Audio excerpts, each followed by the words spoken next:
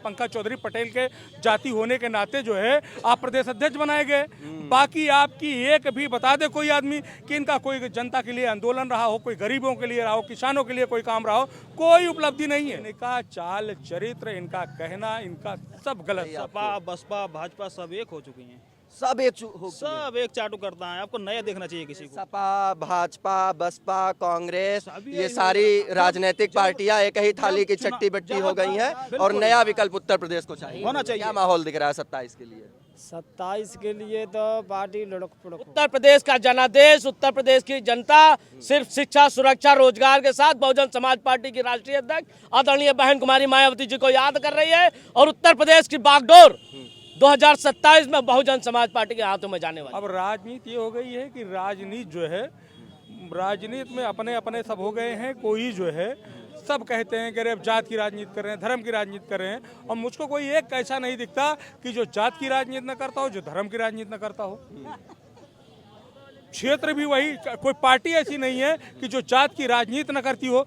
कोई भी पार्टी ऐसी नहीं है कि अगर जहाँ जो है मुसलमान बाहुल है वहाँ जो है मतलब यादव मुसलमान के अलावा लड़ा दे, जहाँ पटेल बाहुल्य है वहाँ पटेल के अलावा दूसरी जात लड़ा देगा, जीतेगा नहीं। तो जाति इस समय एकदम हावी है और जाति में कोई ये नहीं है।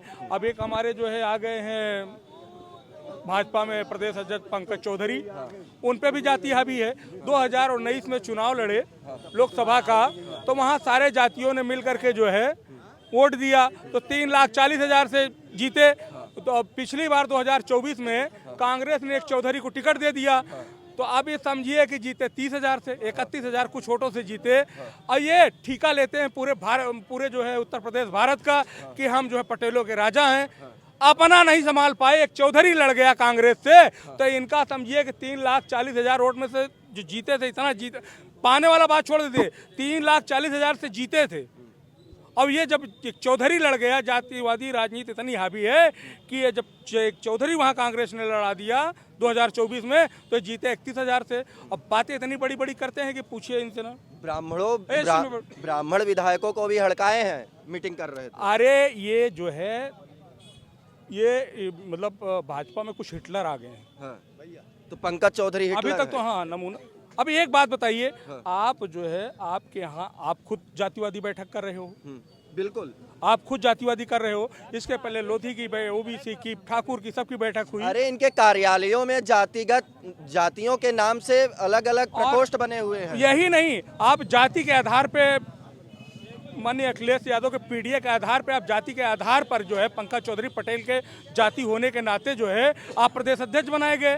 बाकी आपकी एक भी बता दे कोई आदमी कि इनका कोई जनता के लिए आंदोलन रहा हो, कोई गरीबों के लिए रहा हो, किसानों के लिए कोई काम रहा हो, कोई उपलब्धि नहीं है। एसी में बैठने वाले नेता हैं, जाति के नाम पे जीतने वाले हैं। तो जाति के नाम पर पे इस समय चरम पर है। जो भाजपा कहती है दूसरे को, अरे वो जाति जाति जाति, अरे आप तो जाति बंद करो। आप कौन सा जाति बंद कर रहे हो? आप भी तो 2 ही कार्ड खेल रहे हो, ओबीसी दलित। आप जितने कार्ड खोल रहे हो ओबीसी दलित खेल रहे हो। अभी यही कोई जो है ब्राह्मण किसी पटेल को ऐसे कहा होता जिस तरह से मनीष चौधरी जी ने कहा है, तो अब तक वो पार्टी के बाहर होता, अब तक वो पार्टी के बाहर होता। लेकिन जो है ये लोग दूसरे को सीख देते हैं, खुद अपना नहीं बताते हैं कि हम हैं क्या, हमारी वो हैसियत क्या है।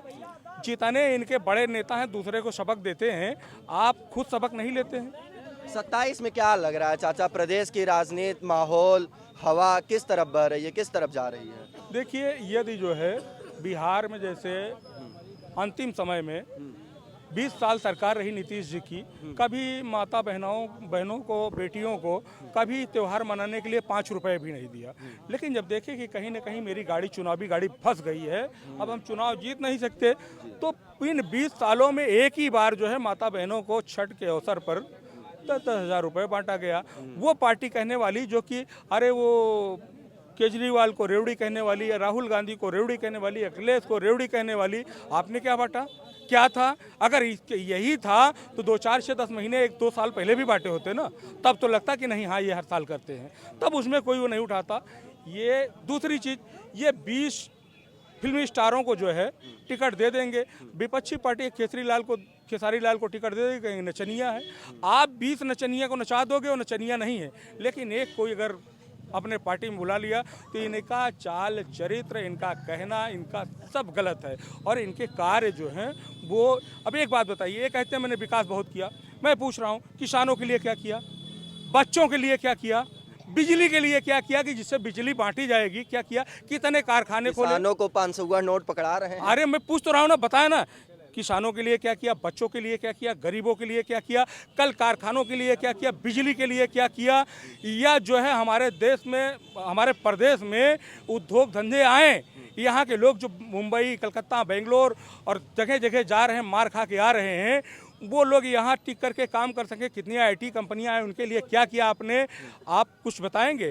कोई उपलब्धि है? उपलब्धि के नाम पे कुछ नहीं है, सिर्फ नाम ये है कि हिंदू के नाम पर पे वोट ले रहे हो, लेकिन हिंदुओं को दे नहीं रहो। यहाँ तक कि अब समझ लीजिए, कोई भी जितनी इनकी योजनाएं हैं, कोई ये योजनाएं वो हिंदू के लिए नहीं है, उससे ज़्यादा तो फायदा मुसलमान पा रहा है। आज जितनी योजनाएं हैं उससे ज़्यादा मुसलमान पा रहा है, तो आप कौन सा हिंदू करते हो? क्यों हिंदू करते हो? हिंदू के लिए तो कुछ करते नहीं हो। क्या नाम हुआ चाचा? मेरा नाम खालिद है। क्या लग रहा है 27 में किसकी सरकार बन रही है? 27 से पहले यह है कि हर जिले के अंदर एक फैक्ट्री खोली जाए, हाँ। और उस फैक्ट्री के अंदर उस जिले के ही आदमी को वैकेंसी दी जाए, हाँ। अदर जिले को अलाउ ही ना किया जाए, हाँ। कि दूसरे जिले का आदमी इसमें नौकरी नहीं कर सकता, हाँ। यूपी में 72 जिले हैं, 72 फैक्ट्रियां लगा दीजिए, और उसको जो है कंट्रोलिंग रखिए सरकार पावर का, सरकार की, और उसको लगाइए। देखिए आप कह रहे हैं 75 जिलों में फैक्ट्री खोली जाए और उसमें उसी जिले के लोगों को रोजगार दिया जाए, अदर को किसी ना आने दिया जाए, ना दिया जाएगा तो इस पे सरकार को कुछ लिख के दिए आप कि ऐसा कीजिए। भाई हमारी मांग है सरकार से, उसको हम लिख- आपके लिखित जरिए रूप में पहुंचा मांग रहे, कीजिए। लिखित रूप में मांग करेंगे। आपने सजेशन अच्छा दिया है। योगी बाबा को भेजिएगा, फिर हम आपका अलग से न्यूज दिखाएंगे। क्या लग रहा है 27 में किसका माहौल बनता हुआ दिख रहा है? देखिए, माहौल तो जो देश की जो राजनीति है जी, उसको हम अगर बहुत अच्छे से अगर आकलन करें तो एक ही चीज़ समझ में आती है कि दमदार को ही गद्दी हमेशा नसीब है। दमदार कौन है? अब डिपेंड तो यही करता है ना, कोई अपने आप को दमदार बनाता है, किसी को जनता बनाती आपको है। लग कौन रहा है? साफ साफ देखिए, बताइए कौन दमदार है 27 के लिए? कौन दमदार दिख रहा है? 27 के लिए देखिए, 27 में जो घमासान होगा वो सबसे बड़ी छोटी पार्टियों के बीच में होगा, हाँ। और उस पार्टी को जिस पार्टी ने साथ लिया, समझ लो उसकी सत्ता को। पत्ता नहीं खोल रहे हैं। क्या नाम हुआ चाचा? अनिल पटेल। क्या लग रहा है 27 में किसका हवा दिख रहा है आपको? निश्चित रूप से योगी आदित्यनाथ के नेतृत्व में उत्तर प्रदेश में सरकार बनेगी। जिस तरीके से उत्तर प्रदेश में लॉ एंड ऑर्डर मजबूत है, जिस तरीके से विकास की सारी योजनाएं सुचारू रूप से चल रही है, इस डबल इंजन की सरकार निश्चित रूप से भारतीय जनता पार्टी के नेतृत्व। 27 में कौन दिख रहा है? 27 में किसकी बात की जाए? किसकी हवा दिख रही है सपा, आपको? बसपा, भाजपा सब एक हो चुकी हैं, सब एक हो गए। सब एक चाटू करता है। आपको नया देखना चाहिए, किसी को विकल्प नहीं है, मतलब विकल्प नहीं बचा जनता के पास। नई जनता पार्टी का बना लिया जाए शिक्षा बिल्कुल होना चाहिए। किसी को नए किसान के बेटे को निकाला जाए, किसी शिक्षित को निकाला जाए, वही काम करेगा। इन लोगों बस की बात नहीं रहा। देखिए, किसान की बात आती है, किसान को खाद नहीं मिलती। 300 रुपए की यूरिया उसको 600 रुपए में दी जाती है। 1850 रुपए का समर्थन मूल्य होता है उसका, तो उसको 2600 रुपए तक दिया जाता है खाद की बोरी। कहाँ भैया इनको लोग जगह है? ये सपा, भाजपा, बसपा, कांग्रेस, सभी ये यही सारी होगा। राजनीतिक पार्टियां एक ही थाली की चट्टी बट्टी हो गई हैं, और नया विकल्प उत्तर प्रदेश को चाहिए। होना चाहिए। एक सत्य बात है, अगर हमें को इलेक्शन टाइम पे आकर नहीं है तो हिंदू मुस्लिम करके नहीं अपनी रोटियां सेकते हैं सब, और अंदर जाकर भवन में बैठते हैं, बाकायदा 5 स्टार में जाकर बैठते हैं, आराम से ऐश करते हैं। जनता बेवकूफ़ है। जाके रोड पे खेत में किसान सोता है, उसको बत्ती नहीं मिलती, सिंचाई के लिए ट्यूबवेल के किसान 4-4 घंटा लाइट दी जाती है। क्या कैसे नाम हुआ? किसी क्या प्रदेश क्या नाम हुआ चाचा? हमारा प्रताप सिंह नाम है। कहाँ से आए हुए हैं? हम जिला फिरोजाबाद से आए। क्या लग रहा है, क्या माहौल दिख रहा है 27 के लिए? 27 के लिए तो पार्टी लुढ़क पुढ़क हुआ है, हाँ, पार्टी जाने वाली है। कौन सी पार्टी?